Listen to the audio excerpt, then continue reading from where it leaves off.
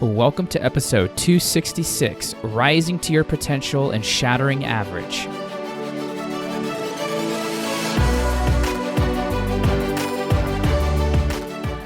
Welcome to the Be That 1% podcast. I'm your host, James Silvas, mindset specialist and performance coach. And here on the show, I'm going to challenge you to think deeper, commit to greatness, and develop a stronger mindset. You'll hear stories from those who are living life on their terms, and you'll receive strategies that will help you level up. So the question is, are you ready to be your own 1%? Let's get started.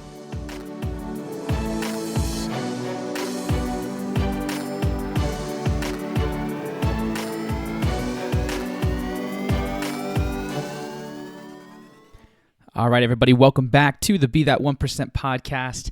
I hope that you are having a phenomenal day. I want to take a moment here. Thank you for being a part of the 1% community and always showing up to these episodes, willing to learn, to grow, and to utilize what we discuss here. I mean, I created this podcast at the end of 2018.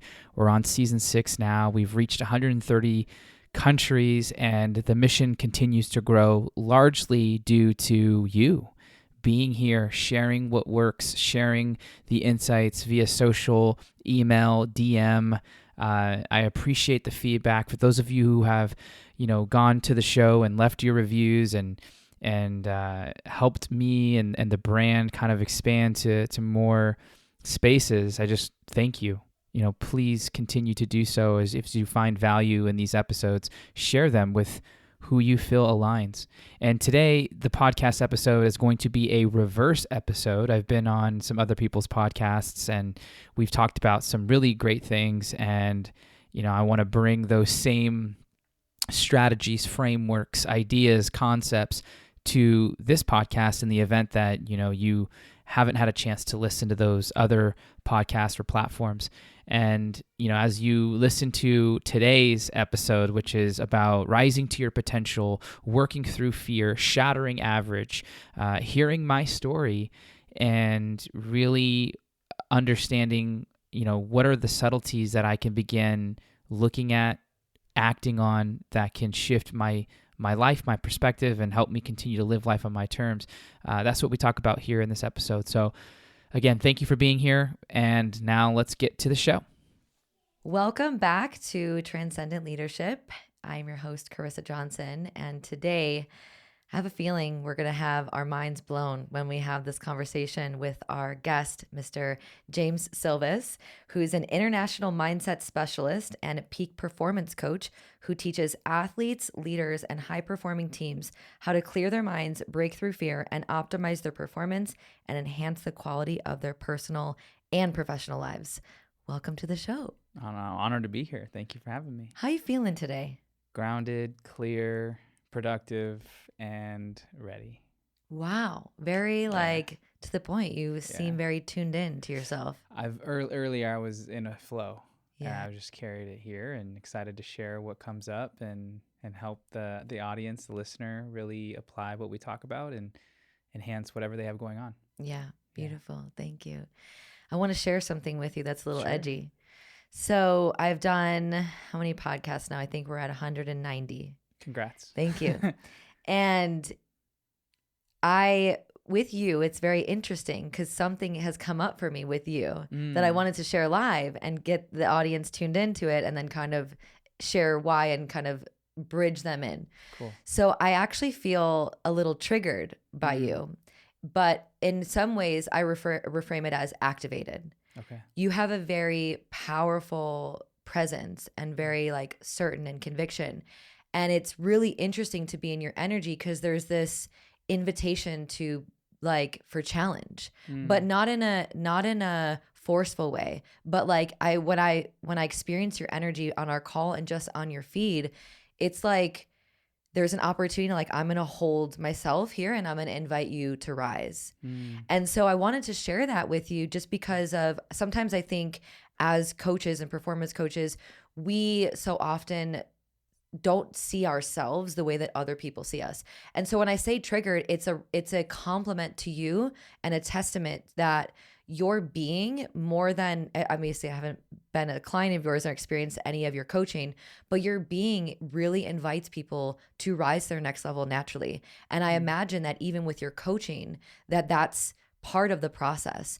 Is there's a standard and a loving standard that you hold people to that is palpable and inspiring. And it's really invited me to take a closer look at my business and my leadership and the way that I hone in on my skills. So I hope that you receive Wow. that in the way that it's meant. Some people use triggering as like, and I don't want to say you're triggering me. I want to say I'm triggered or I'm activated.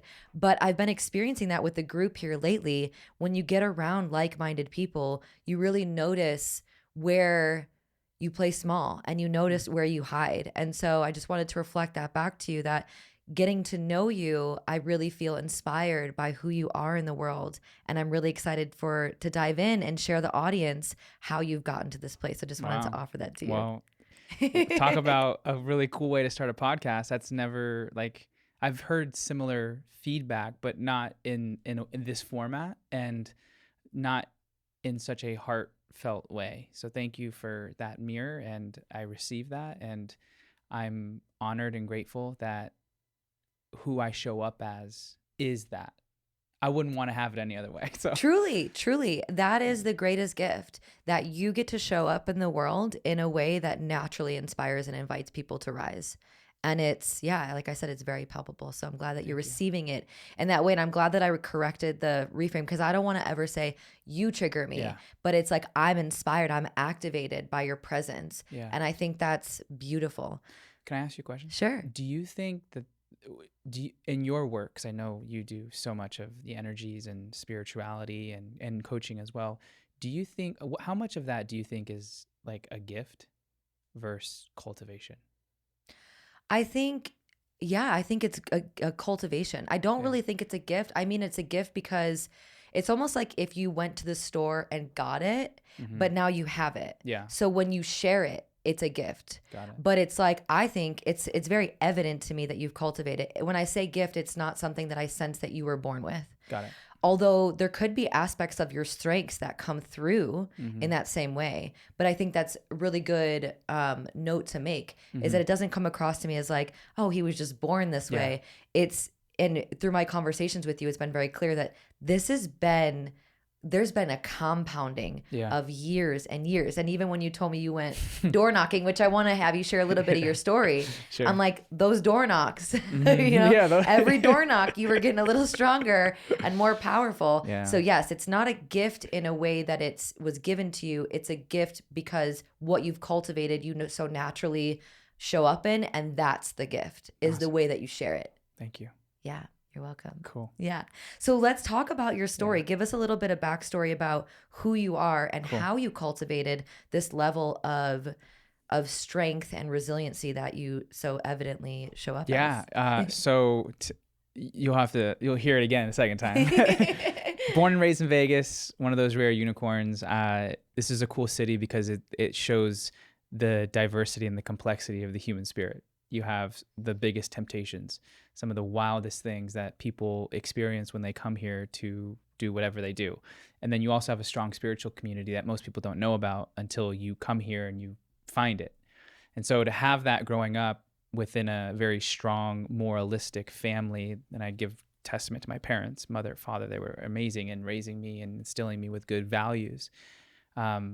And being temptation being just one decision away, just really I didn't realize it until recently, like the restraint and the discipline that it takes to not end up in a bad place, So grateful to have experienced that. Childhood was really strong, secure attachment style, and grew up playing sports. So very competitive. Dad, one of 9 kids, and who's the best, who's the fastest, who's the strongest. So instilled that in me very young. It was like, we're gonna do things, we're gonna do it to the best of our ability. Like, you come home, you train, you went to practice, cool, let's have another session, and it's just, where can we dial in even more? My mom, understanding, empathetic, intuitive, listener, just connector, can make anyone feel amazing and can learn anything from everyone. In fact, that's one of the biggest things that she's ever taught me. And so equipped with both the drive, the competitive spirit, the discipline, and the nurturing, feminine, just expansive, intuitive side of my mom was a really good blend for me to start cultivating, especially in sports, because I wanted to win, but I also wanted to connect with the people who I was winning with, you know? So communication just naturally evolved through that competitive drive to be the best or be my best. High school shows up, continuing playing sports, enter more leadership positions in the sports that I play. So that requires just another level of integrity and honesty and competitive drive and all that stuff. So it was there that people actually started telling me that I should be a psychologist. Like, you always say the thing. Like, how do you say it like that? It's simple. It's easy to understand. Like, how do you do that? And I'm like, I don't know. I'm just listening to what you're saying, and I'm crafting it in a way that's helpful to you. That's me trying to help. That's not like anything other than that. And they're like, well, whatever you're doing, it helps, because I utilized what you said. I went home and I did that thing, and I'm in a way better place. So thank you. And I'm like, of course. And so over the years, I just started reflecting on that skill set. Like, what is that? And for a while, I didn't know. So I went to college trying to get into physical therapy because that was the closest thing to sports. I got an offer to go play sports in college, but decided that wasn't for me because I knew it was going to take a lot of time and I didn't want to give it. So I got into UNLV, and I met a professor my junior year who taught mental performance and really helped me understand psychology, the mind and the body, and how those interplay, and how we are our own worst enemies or our own best friends, and the skills and the strategies and the frameworks to use to understand yourself so that you can be effective in whatever you choose to do. So I'm just like mind blown in this class every day, showing up like, wow. And I show up at the class like, what else can I do? What other books do you suggest? And I just became a massive, obsessed learner and started applying the things that I was reading and understanding and learning and sharing that with my friends. And they started growing. And then this kind of natural coaching role began to emerge. Still didn't view myself as a coach, but started sharing what I was learning. Then I got in the industry in Las Vegas, working in the club scene. And that's where What Republic came into the picture. And that's a wild, wild place. Yes. And it was there that I actually got an opportunity to speak to the staff after winning an Employee of the Week. And the GM heard one of my goals, which was to do what I'm doing now. And I said that to everybody, and he came up to me. What was the statement, if you don't mind me asking? Do you remember what the goal was, or what it was? The goal was to travel the world and work with leaders and help them be better versions of themselves and live life on their terms. Yeah. And the GM came up to me after I said that, and he's like, so you're sure about this? And I'm like, sure as I am about anything else. Yeah. And he goes, why don't you speak to the staff and motivate us and teach us? And I thought he was joking, because it's like, what do you want me to do? Like, tell you to sell more alcohol? Like, this just doesn't exist in here, you know? Yeah. So he's like, no, I want to give you a shot. And so I was like, okay. I went home so that was like on a Saturday, went home that next Friday. I spoke to the staff. First time, 87 people in attendance. And it was a 7 to 8 minute speech. And it was all about giving your best. 4,000 people auditioned for 36 positions, and we're fortunate enough to be one of those 36. So let's treat the guest with respect, and let's make sure they have a good time. That was the essence. Someone recorded it. My visual was a jar of jelly beans. That was kind of the visual I was using, and someone put that on YouTube. I went viral within the MGM community, and I went to properties on the MGM properties in the Strip, and they're like, you're the jelly bean guy. And I was like, oh my gosh, this is crazy. And so that was the whole first season. I spoke every Friday for that remaining of the season. And then I spoke again every Friday for the next second season. And I was at that point where I was like, I gotta go.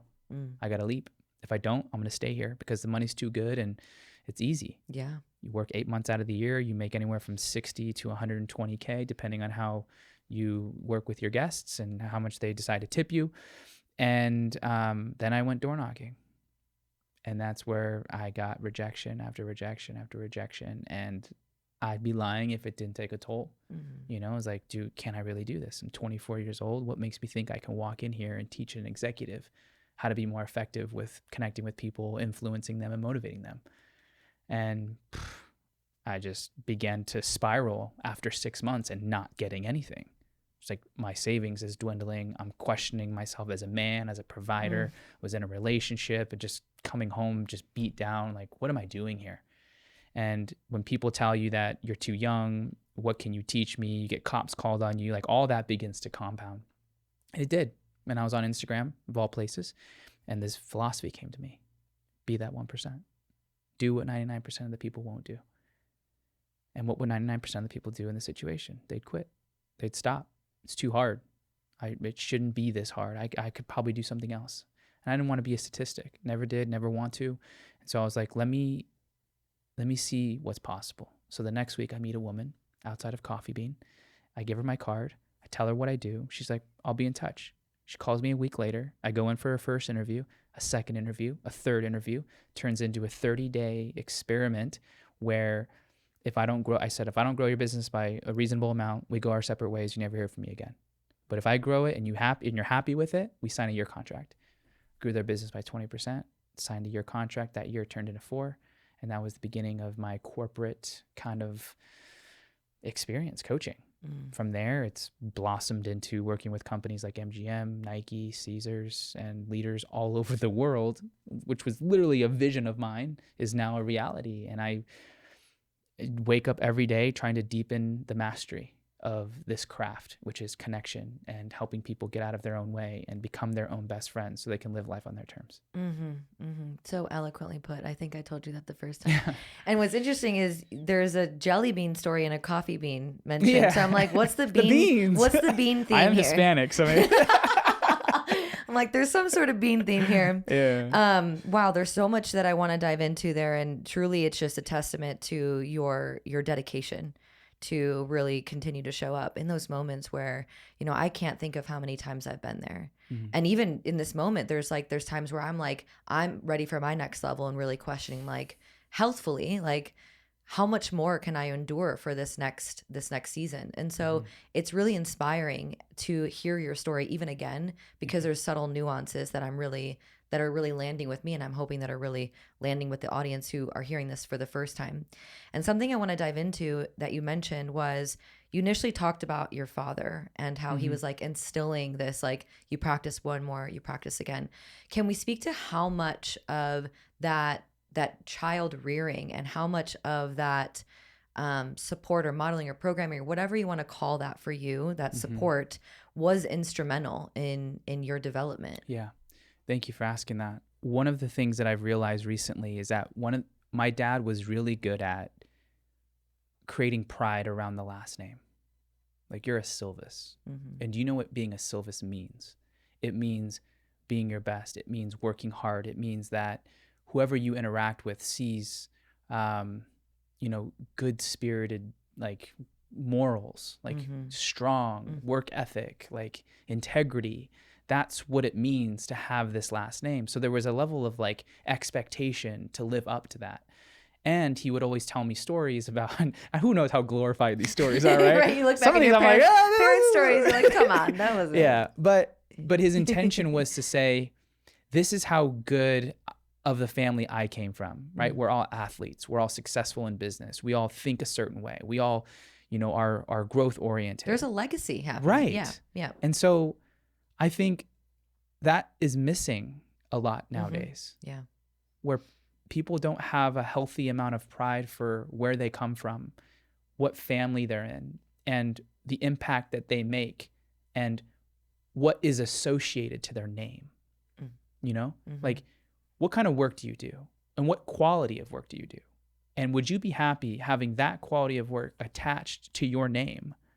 And if you ask that to a lot of people, I don't know if they would be happy with it. Probably not. And so, like, I think that was a key staple of like everything that I did. Of course, you scored a touchdown. You're a Silvas. Like, it doesn't surprise me that you're standing out amongst the rest because you put the work in to be so. Yeah. And so he was just reinforcing this like shattering average. Because you're not average. Yeah. No one's average, but we settle, and that's what creates an average. And and we were just never that. It was actually making me a little emotional when you were talking about your dad being like, of course you did that. There's a sense of, I believe in you. That's underneath that. And I've believed in you. Yeah. But there's also like an invitation to uphold a certain standard. Yes. It's this beautiful, loving presence that I was mentioning with you. It's like, there's the compassionate person that's here, but also the like, let's fucking go, Yeah. that's here too. So I Yeah. can see where that's come from and Mm. how you really embody that simply in your essence, as well as I'm sure in your actions Yeah. as well. So thank you for sharing Yeah, that. of And course. a shout out to Pops. That's amazing. And I think that you're right. There's so often that there's child rearing and parenting that's extreme on that end of Yeah. like, you need to be this way, or it needs to look like this, or you need to, where he was like, no, you're gonna, because I believe in you, and like, Mhm. you're gonna uphold this. Mhm. There's like a softness and like a heldness with that. Yeah. So I think that's really beautiful. And I'm curious if it's inspired you to raise, you have a new is it 6 months? Two boys. Two boys. Yes. Yeah. What are the ages? 3 and 6 months. Oh my goodness. Yeah. Okay. So what is it inspired for you as a man, as a father, two boys? Yeah. Tell me a little bit about how you're wanting to parent and how you're wanting to instill these values and uphold that legacy with your children. I think I'm still figuring it out, right? Yeah. But some elements that stand out are just, one of the things I always want my sons to know is that I'm always there no matter what, right? And I'm inspired by a story that Kobe Bryant shared about his dad. Kobe Bryant played a game, I think it was a game, and he scored 0 points. 0. Like, no fouls, no nothing. And after the game, Kobe's dad pulled him aside. He's like, hey, regardless of how many points you score, just know that I'll always love you. Mm. And Kobe said, from that moment, he felt free to explore, to mess up, to be messy, and I want my kids to know that. I want my sons to know that whoever they become and whatever they do, that yes, there's a standard of quality, but like, I'm going to support that. Mm-hmm. I love that. I love you. Right. And so love is key. Integrity is another thing, like, do your words match your actions? We are not the type of people that say one thing and do another. If you're going to commit to something, commit to it, and see it out. And yeah, you may not like it, but first go all in on it. Mm. And until then, don't tell me that you don't like it. Mm-hmm. You know what I mean? Mm-hmm. So there's like, that integrity, love, integrity, and then just growth, constant improvement. Mm-hmm. I just believe that progression is such a antidote for a lot of anxiety and depression and misery, that darker, heavier emotions that us as humans experience. Growth can solve a lot of that. Mm-hmm. And the more you grow, the more value you bring to yourself and to others. And that is the basis of leadership. Mm-hmm. Going first, doing things that very few people do, to serve as a beacon of inspiration of what's possible. Mm-hmm. So if I embody that in my business, in my lifestyle, in the stories that I share, in the movies that we watch, in the books that I read, in how so for example, Aiden and I, he's 3, and so I'll read him books. I'll be very specific about what books I read. Right now we're reading The Little Engine That Could. I love that book. But now he's getting to the age where I can just tell him stories, and he's equally as engaged as looking at a photo in a book. Mm-hmm. And so I'm like trying to figure out, what message do I want to embed in there, right, that is going to serve him, and try to anticipate what the world's going to be like, and try and match that belief and that skill set to what is evolving as our human race. mm-hmm. And, I'm never going to have that be down perfect, but the essence will be of love, integrity, growth, and all of these like elements that my wife and I started our relationship on, that they'll ultimately carry on. Yeah. So you're really still in the process of fine tuning. What does this actually look like? But the essence of how you want to be with your children is there. Yeah. Sports. We do sports, physical sports like jiu-jitsu. He's in baseball right now. He's just keeping him active, Mm-hmm. keeping the him 6-month-old. Yeah. Can you imagine? He starts next month. But the community too, like, you're going to be around people. We're not going to isolate you. You're going to be able to connect and communicate. And, he's defying things right now. It's 3 months, the 3-year-old Aiden. But every day is a learning lesson. Yeah, that's beautiful. Yeah. I appreciate that you still sound very much like a student of life. Oh, yeah. Yeah, and being a parent, I'm not one yet, but I could imagine that is its own education and learning curve. Yes. Right. So I really admire your willingness to say, like, I'm still figuring that out. And I think that that's also a really great quality of a leader, is not to feel the pressure to always know the answers, but to admit when you don't and be willing to say, I'll get back to you, or that I'm going to still look into that, or I'm still a student and I'm still figuring it out. So I really just want to reflect that back to you. And when you were talking, it really reminded me as well, in the moments when I felt powerful, I also felt my most purposeful. My history, I've had a significant history with what I was labeled as depression. Looking back, I think I just didn't have a driving force. I didn't have a goal. I didn't have a purpose. There was months when I was in my early 20s when I could not get out of bed. And I was such an ambitious person. So for me, it was my whole identity was wrapped up in that. And I had a really life circumstance that brought me to that place, and I couldn't find my bearings again. And it was really challenging for me. So I think I want to really invite the audience to sit with that. If you're navigating something where you feel like it's disorienting or it's leading you to a place of, obviously this is not clinical depression. You know, my background is in psychology. I want to be really mindful about that. But oftentimes when we have a goal and when we're striving or when we're growing or when we're directing our energy towards something that's bettering us, we naturally feel better. Yes. You agree with that? Absolutely. Yeah. 100%. Yeah. And so I'd like to actually ask you a question that I'm not sure if you'll have the answer to, but I'm hoping that you'll indulge me anyway. What would you like your children to know? Like if you could tell them say something now that they would hear in like 30 years from now, what would you say?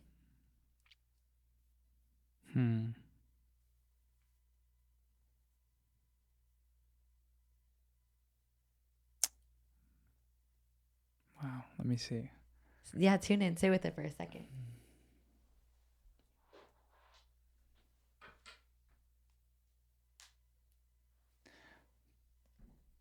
This is going to sound maybe more on the egotistical side, but you're going to change the world, you know? And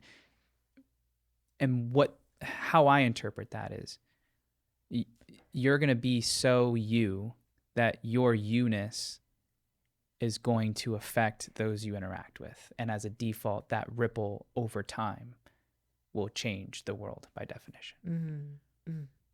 Very beautiful. I'm glad you took the extra moment to sit with that. And with that, again, is this belief? And it really speaks to the work that you do in the world, right? Is like mindset and how fundamental that is in achievement, in goals, in changing the world. I don't know who said this quote, but I feel like you know the one I'm going to say. It's like those who believe that they can change the world are usually the ones Steve Jobs. who do. Was it Steve Jobs? Okay, thank you. So with that, it's you do instill that in them, in the belief systems and how they're operating in the world. So that was really beautifully put. Thank you. Yes, Thank you. And so to continue on the family thread, because I'm really enjoying Sure, this. yeah, I don't know let's how go. you're feeling, but I'm like, I love this because it's not often that you speak with somebody who is navigating parenthood like early on in a way where they're still really growing and learning like their groove. So how has it been leading and transferring your leadership that you've cultivated in business and in your career now to home? What does that look like? So I would actually start with so being a dad automatically made me a better leader in business with my clients. This paternal force was activated. Yeah. Whereas before, you know, I was effective, but there wasn't this strong, like, deep love and support and challenge there that came when I was now a parent. Like there's a protective force, right?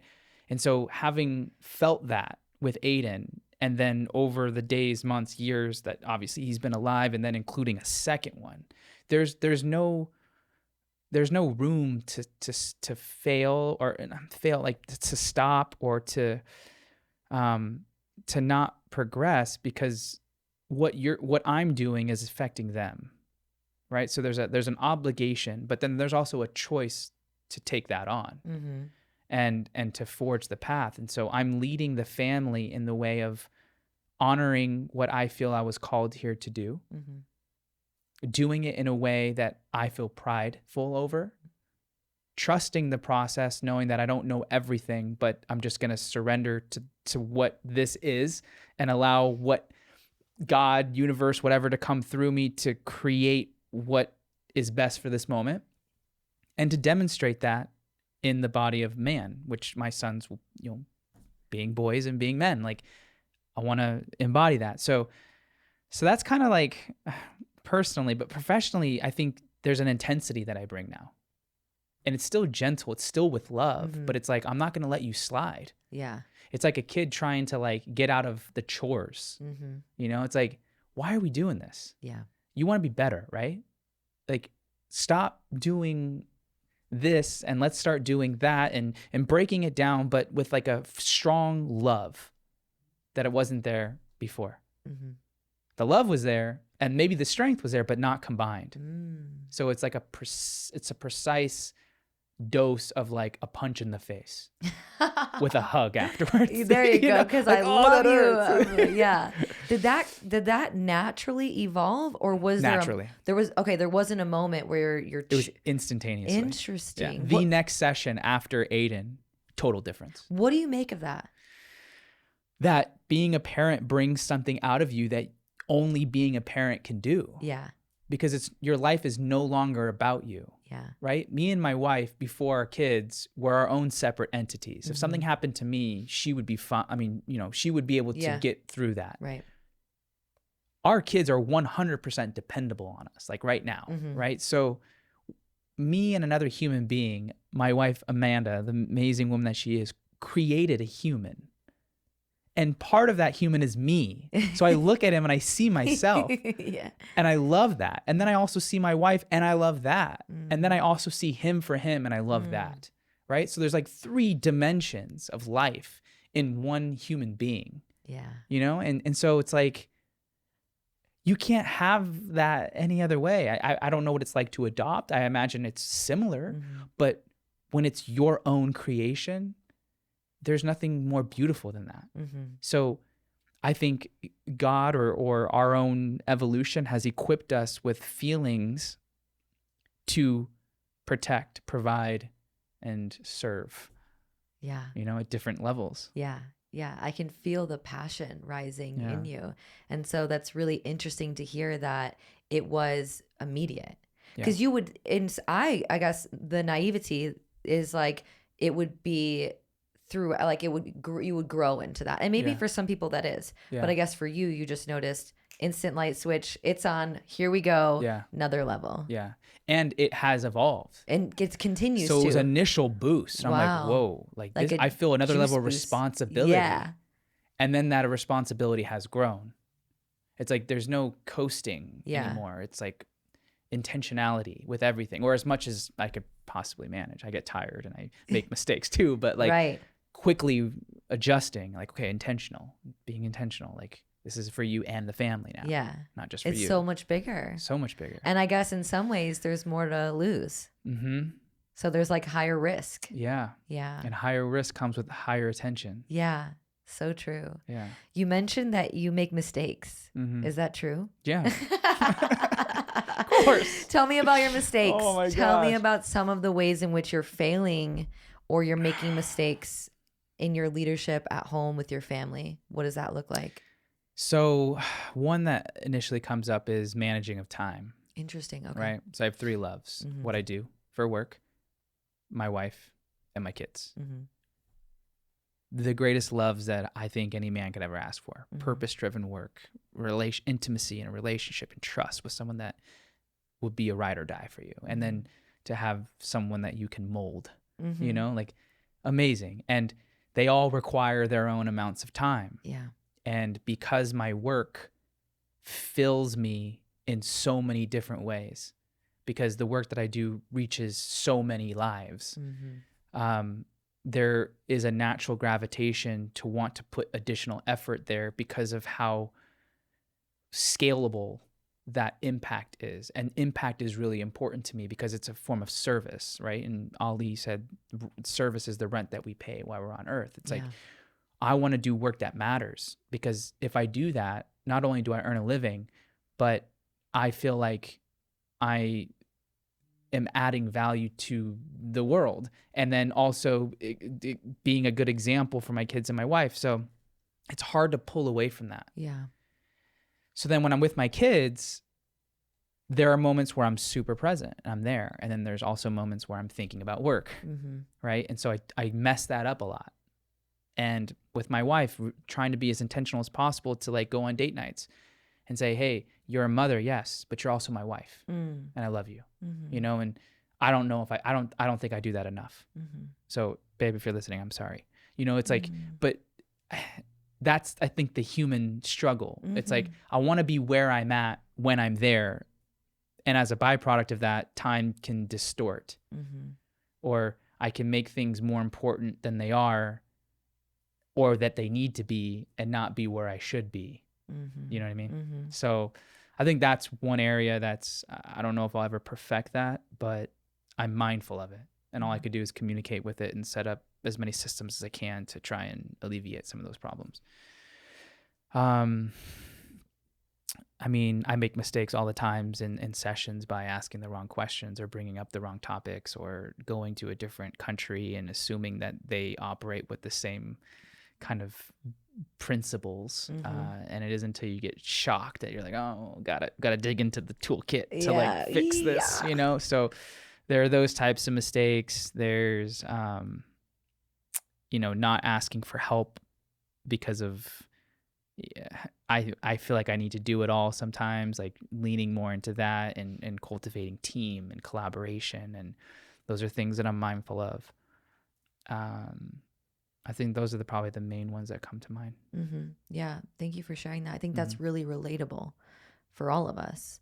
And I can't imagine, because I don't have a family in that capacity, and trying to navigate all of those things and being so in love with that, that you want it. And the way that you expressed it was, I want to invite the audience to really re-listen to that. It wasn't like, I have to spend time with my children. It was like, I want to give so much to all of these things because I love them so dearly. And in some ways, I don't know that I have all the time in the world. I don't know how to like manage the time that I have because it is finite, right? Like we don't. So I just feel like that's a really beautiful expression of your heart, that you want to pour so much into everything, and noticing where in some ways, because of your humanness, you're a little limited. Yeah. That's it. Well, thank you for sharing that.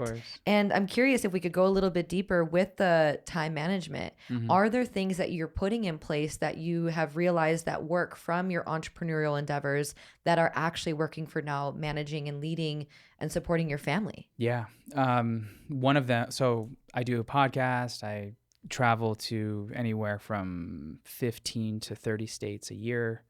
And I'm in the process of writing a book and somewhat of a course that is kind of like a passion project I haven't really solidified yet. But so I'm working on building the passive income side so I could take away some of the effort that's being put into those places. So that will give me some additional time.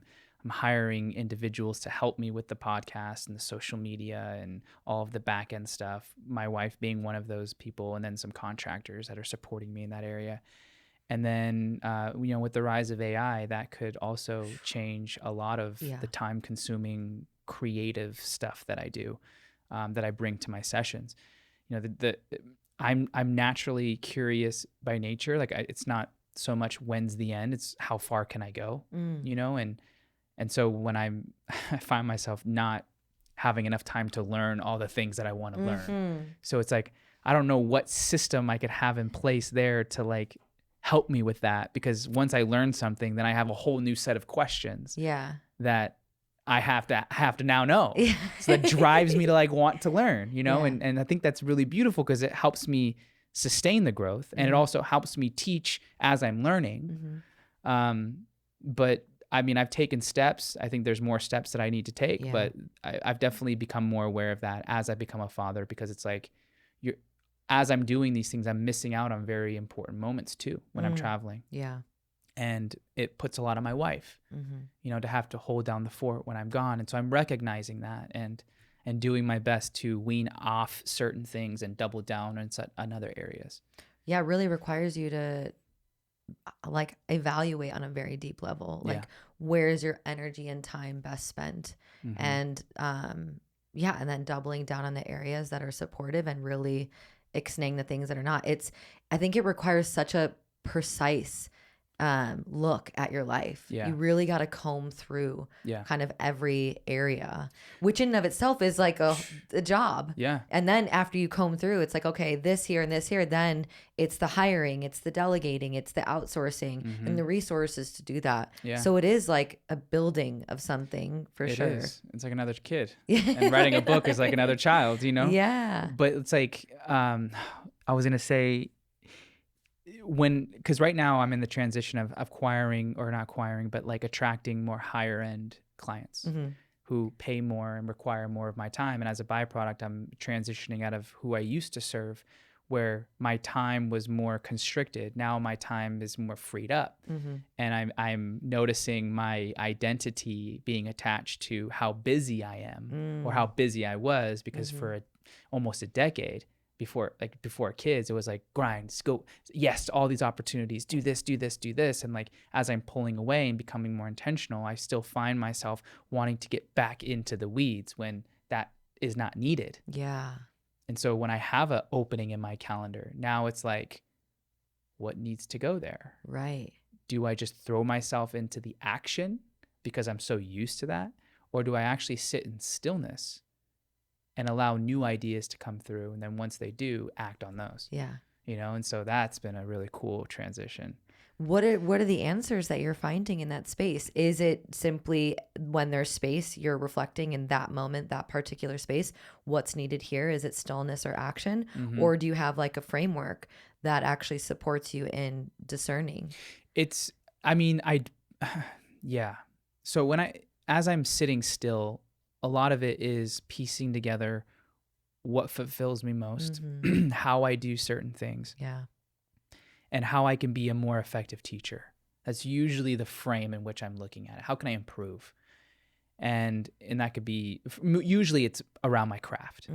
And so as an example, recently, like let's say in the last year, some of what's been coming up is like, people keep asking you how you do what you do and why you do what you do. How do you do it? Like, where's the framework? People have been wanting you to write a book for a long time. And it's not that you're doing out of obligation, but it's like, you've been doing this for so long. Clearly you're doing something right. What is that? Yeah. And because I was so busy, I didn't create the time to think through it. Yeah. Because you was so automatic for you. You're just doing it. Yeah. Right. Unconscious competence. Right? And so I had to peel that back, and that requires time that I'm not active the way I normally am. From a physical standpoint, you're more introspective. Correct. Yeah. And I'm naturally introspective by nature, but this was a different story. Yeah. This is like really sitting with the bird's eye view of like, okay, how did you create that breakthrough? And so as a result of 8 to 9 months of reflection, I now have a framework that I'm 6 months into writing that is about 60% done. And I have something to like, I'm working on. Yeah. But that wouldn't have come if I didn't clear my schedule, become intentional with my time, and sit. And just sit. And let that see what happens. You know, most of our ideas come to us when we're not moving. In the shower, usually. Yeah, right. Or long walks. Right. Or freaking swimming in the pool. Like minimal distraction, minimal noise.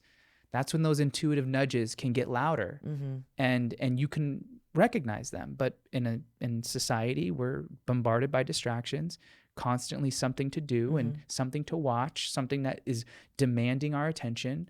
And if we don't pull that back, we're going to be swept up. Yeah. And a tumbleweed blowing in the wind. Yeah. And as a high achiever, you naturally crave information. You're kind of like, I want to learn and learn and learn.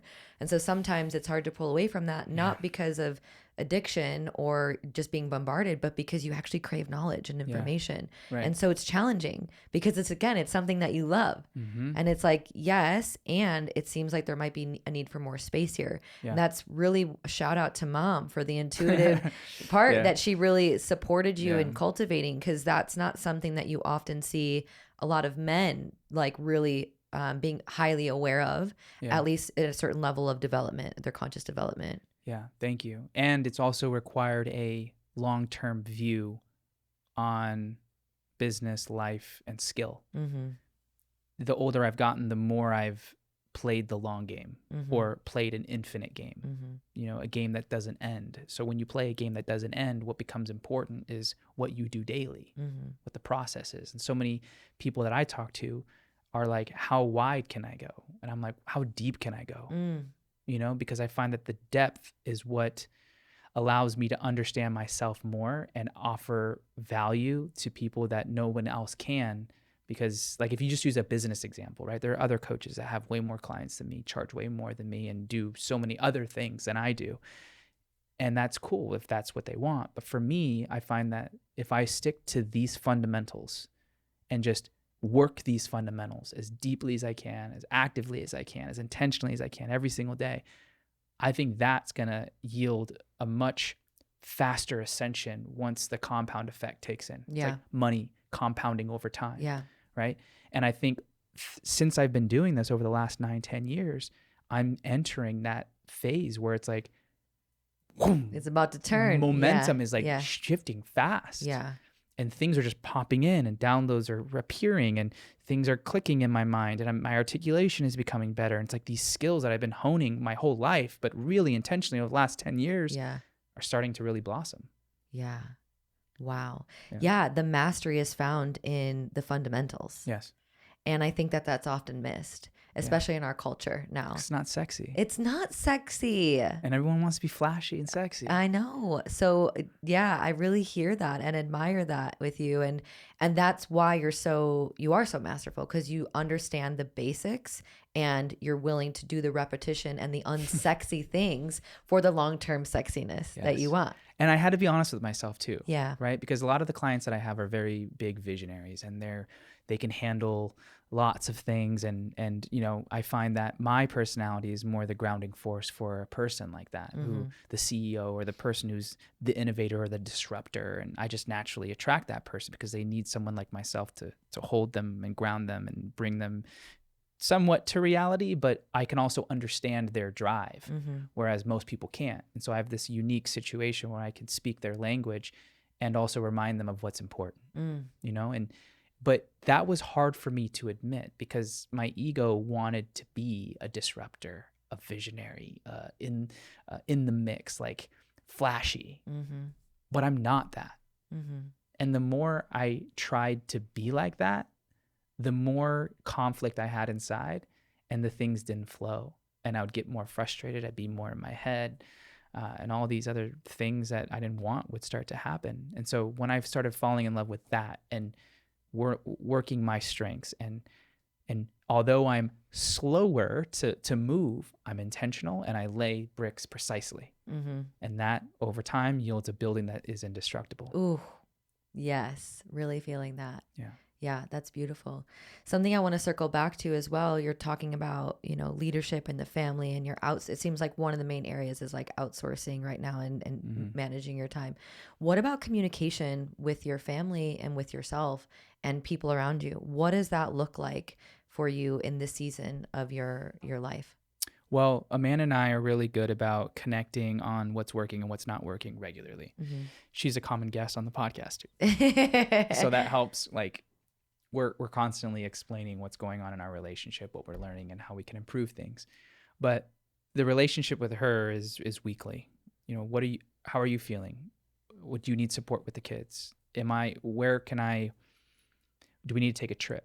Because I know I've been traveling a lot, like these types of things. And she's also really good at giving me feedback, even though I don't ask for it. So I appreciate that because I can sometimes get in my own flow and forget, right? Yeah. And so she brings me back. That's what that communication looks like. Yeah. That's regular, that's frequent, and we're not afraid to lean in and like really challenge each other. Yeah. And something that's beautiful that happened recently is we got into a really heated discussion, probably the first time in our relationship, but it was healthy and it was with love. And we both were just like total opposites. Like, this is my stance. This is my stance. And we're like, well, tell me more about that. Well, tell me more about that. And after about 45 minutes, we're like, that was actually really good. Thank you for that. Thank you for that. Right. Love it. And we felt closer because of that. But that's a result of constant connection and refinement over the years. And we've been together for 11 years now. Can we pause there for a moment? When you're talking about that communication, is it Is it in passing, or do you say like on Sunday? Both. Okay. So Both. you have a dedicated time to. Not always, but Okay. we'll plan it when we need it. Right. Okay. So like we're in the car with the kids taking Aiden to soccer practice. Mm-hmm. We'll talk then. Okay.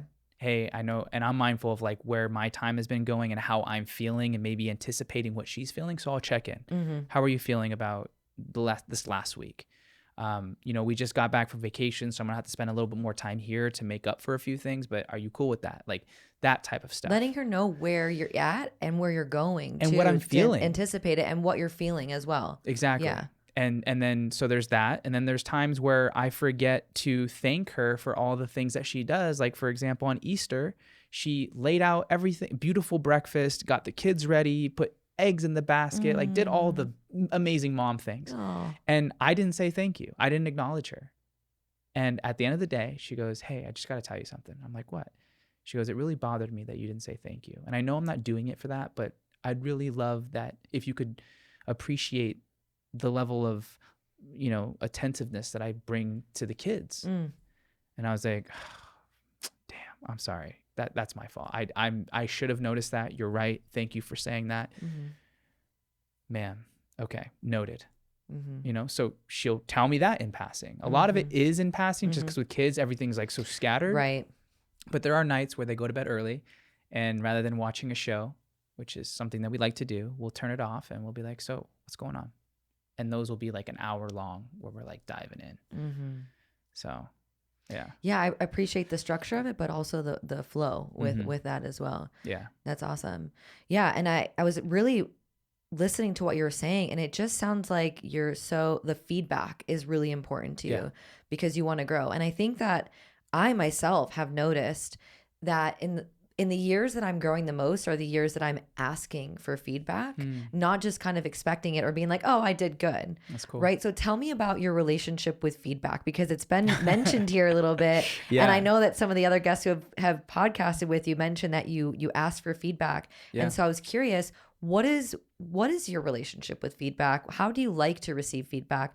And I want to note too that, your wife mentioned that she wanted to be acknowledged, and maybe there's like a words of affirmation, love language or something. And is there do you have some sort of a love language with feedback that you'd like to share? No, I just think that how do you know if you're going to grow?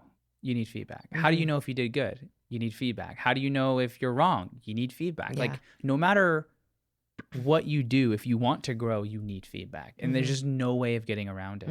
And I think initially there was a bit of a people pleaser tone to it, where I was like, I want to make sure that you like me.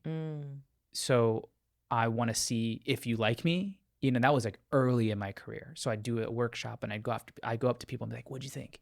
And I'm really not looking to improve my skill as much as I'm looking to see if you liked it. Yeah. Right? Because or me. Or you me. Like, yeah. You liked if you me. liked it, you like me. Yeah. And if you exactly. like me, that's good. And I'm lovable. Yeah. Right. And then as I've matured, I've recognized where that is. And now it's more so skill based. Like I want to be better. And do you have information for me that can help me be better? And there may be things that you say that I don't agree with and I don't have to implement them, but why not ask and capitalize on a moment when I'm with somebody if I feel that they, have experience or knowledge or statistics or whatever that I'm looking for that can help me. Like, why would I not ask that? So I've just built it into after something. Okay, what's a good, better, how? What's something I did good? What can I do better? And how do I go about that? I like that. So can you say that one more time? Good, better, how? Good, better, how? That's something that professor that I told you about. He that's his framework. I like that. So he's the one that utilizes that with the Fortune 500 companies, professional athletes, all that. Yeah. Yeah. Yeah, I like that. Do you hold your wife to the same standard that you hold you? I used to, and then she felt like I was coaching her. Yeah. And so now I love her for who she is, and I support what she feels called to do, as opposed to maybe forcing her to be what I think she could be. It's now so allowing her to blossom into who she wants to be. Yeah, like really honoring her pacing. Exactly. Yeah. So long as the values are the same. Yeah. Right? Right. Because we can have the same values and those just get manifested in different ways. And so since we start our relationship, it's always been founded on growth. That's been the staple. Yeah. And that growth warrants feedback that you don't want to hear. Yeah. It warrants honest, hard conversations. It requires honesty on what one wants. Mm-hmm. And the constant communication always keeps us in the loop on what we're learning, what we're going through, what we need to do. And so it's just a natural evolution of what we value. Yeah. Yeah, I think so often I had a really challenging relationship with my family. And looking back, I recognize I was doing that to them. They always felt therapized is what they would say. Yeah. Like, we always feel like you're coaching us. And one of my greatest gifts that I've also cultivated is I really see people in their potential. Like, somebody could come to me in the worst of a mess and I could see where they're going. And so I hold them to that. Yes. And not everybody wants to be held to that. And especially in the ways that I was doing it, because there was an underlying, if you're like this, I will love you more. And if you're like this, that's what they felt. That's what they felt. Yeah. And it wasn't like I was trying to do that. It was like, I love you regardless. And I just know what's possible for you. So like, let's do it. Yeah. Like, why wouldn't you want that? Why wouldn't you want to grow? And I think that's the thing is, I think inherently most people want to grow, or they like a flower, sometimes people just naturally grow through life experience, even through joyful things, whether it's feedback or whatever. But it doesn't always need to be at the forefront of everything, right? Some people have a little bit different systems or journey or process. And once I realized I was doing that with my family, my entire relationship with them changed. I was able to interact with them in such a way where I was a lot more mindful of like ways I was wording things, or how I was, for example, my mom was a smoker, and I was just like, the way that I would invite her to was not great coaching, first of all, because I was shaming her. Like, don't you want to be at my wedding? I was like, okay, first of all, I would never even say something like that to a client. So that's not even coaching. That's just shaming. And so I think with the people that we love the most, we often want to grow the most out of love, because we want to grow together. We want to experience life together. We want to have this aliveness and these experiences together. So it usually comes from love, but not everybody experiences that. No, that's very true. Yeah. So it's interesting to hear that that's, what you all have navigated. And I'm curious, was there a specific moment or conversation, or how did that actually play out? Where she told me I was coaching her? Yeah. Yeah. It was late one night, probably 6 years into our relationship. We're not married at this point, but we're engaged. And she's like experiencing something. I forget what it was, but she was pretty bent out of shape about it. And I was like, so what's going on? And she's like, well, I just feel like this. And I was like, well, you know what you could do? You could do this, this, and this. She's like, look, I don't need a coach right now. I need my husband. And I was like, okay. And then in my mind, I'm like, I am your husband and a coach. I don't know how to do that. And so that was a journey for me in realizing what she needed and how she viewed me as a husband and what I needed to step into. And then also how I needed to clarify what was she looking for. Are you looking for me to just support and listen? And I'm here for that. Or do you want to solve this? Okay. Like, give me something that I can serve you in. And maybe it's nothing. And I'll just be here, and that's okay, but like, I needed that feedback to know how to course correct. And so, but it wasn't until she vocalized that created the opportunity for me to learn distinctions in me, that not 5 elements at once need to come out when I'm interacting with someone. I could go one dimension at a time and add more as needed. Yeah. Sometimes separating that identity, like for what we do, is not who we are. Yes. But it's really hard when you love what you do. It's like, but it is who I am. Yeah. Right. And you get rewarded for it. You're celebrated for it. It's it's like wrapped up into so much. Yes. So sparsing that out can feel like a necklace it's like, where do you begin? And so it's challenging, but on the other side of that is an ability to recognize what's needed when. And sometimes, I imagine as a partner, knowing that what to do sometimes is to just be present. Yes. And that's the thing to do. That's usually what it is. Yeah. And how do you feel about that? Because you don't have to do anything. You just got to be present. Right. Which is actually the hardest thing to do. Interesting. Yeah. You know, like it is the hardest thing to do because it's like, I feel I need to do something to prove my value to you.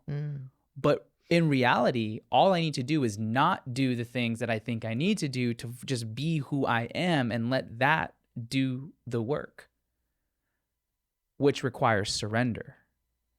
And there's no control in that, also known as truth. Like, what's the truth? Because when you're telling the truth, you're at your best. And when you're at your best, the best things happen, even if they aren't the things that you think you want. It's the best situation overall. And presence is very correlated for me with truth. And the truth is just this, you know, and sometimes there's no words that need to be spoken, just eye contact and presence, like you said. And my wife is just, that's all she's looking for, you know, which makes it easy on me in a way, but also hard to like have to give to be that. I have to make sure my energy's right. I got to make sure things are done. You know, I got to make sure the kids and managing all that. Like, it's hard. I respect it. And as you're saying that, I was reminded of my own belief around truth. And I think that truth and love are synonymous in many ways, right? And the most loving thing that we can do is be in truth. And the most truthful thing that we can do is be in love, right? So beautifully spoken from you around just like the presence and how difficult that can be for a man who wants to fix, but knowing that the feminine and the partner wants presence. And when you're managing so many things as an entrepreneur, as a coach and a father, and as your own individual person, which we didn't even mention, like we're so like diving into how are you and your family and all these things, you know, there's so many facets, there's so many layers and roles to play. And so cultivating presence, which is the reflection that I gave you at the beginning around how that's really palpable here, you know, you're on your way. Good. You're doing something right. Progress. Yeah. So do you have any last words for our listeners who might be navigating entrepreneurship, coaching, wanting to build a legacy, and navigating a family? What would you say to them if they're in the process of maybe the thick of it right now of trying to find their way? I'd say focus on the 3 S's: style, size, speed. What's your style? You know, you copying somebody else is not going to help you be the best version of you. So what's your style in anything? Style in relationships, style of clothing, style of communication. Like, know your style, own your style. What's the size of the life that you want? Like, do you want X number of houses? Do you want X number of businesses? Do you want X number of money, kids? Like, what's the size? And let that be cool, depending on your style. And then what speed, what pace? Are you in the fast lane? Do you like that? Do you really like that? Cool. You on more like me, where it's like intentional, like slow building, but over time, massive like compound effect? Know that.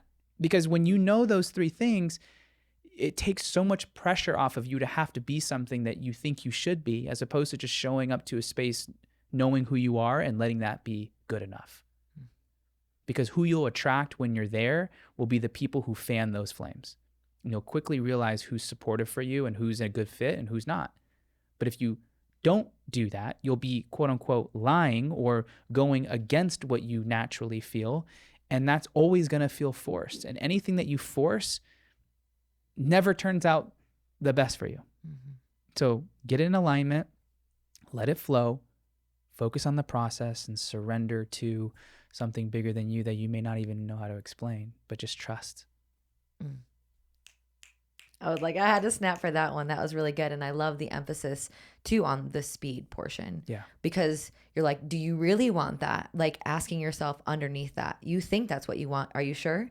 Are you sure? And maybe even asking why. Why? Like, going down, how many whys do we need to go to, and to actually get to the core of what's the reason why you want to go that fast? Because, you know, sometimes they say you got to slow down to speed up. Right. And I've learned that. I'm still learning that, actually. That still comes up for me. Right. So I really appreciate those S's and everything that you've shared here today on the podcast and the show. And I would just love to know, where are ways that people can get in touch with you? What do you have open for enrollment right now? Yeah, nothing yet necessarily open for enrollment. I do take one-on-ones, but that's just kind of on a fit-by-fit basis. I do have a few openings right now, so if you feel called, just DM me. Instagram is probably the best place to reach. I have all the hubs located there. That's where I spend a lot of my time. And then the podcast, which you'll be on, is now in 130 plus countries, and we're doing well. We're getting the word out. So Be That 1%. That's on Spotify and iTunes. Wow. Well, thank you so much for being here and sharing your wisdom and your time. Thank you. That's really valuable, and I sense that. So thank you so much. Of course. Thank you. Yeah, and thank you all for tuning in to this show. And if it meant something to you, please let us know in the ratings and reviews, and also tag us in your stories. Let us know what a big takeaway was, and we'll see you next week. Bye-bye.